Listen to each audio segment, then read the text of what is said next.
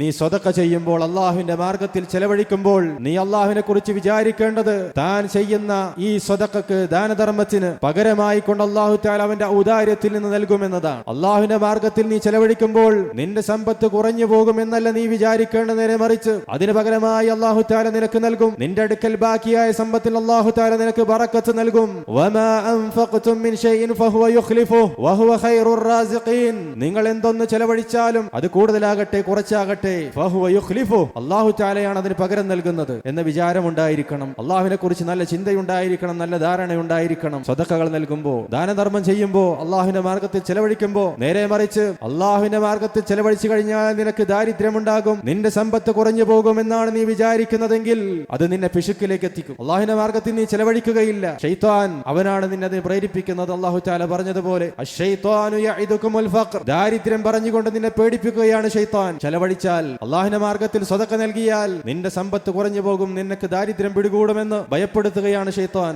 അശ്ശൈത്വാനു യഇദുകുമുൽ Fakhar വയഅമുറുകും bill ഫഹ്ശാ, എന്നിട്ട് നീചവൃത്തികൾക്ക് നിന്നെ പ്രേരിപ്പിക്കുകയാണ് ശൈത്താൻ. വല്ലാഹു യഇദുകും മഗ്ഫിറതൻ മിൻഹു വഫദ്ല, എന്നാൽ അല്ലാഹു തആല നിനക്ക് വാഗ്ദാനം നൽകുന്നത് അവന്റെ അടുക്കൽ നിന്നുള്ള പാപമോചനവും അവന്റെ വിശാലമായ ഔദാര്യവുമാണ്.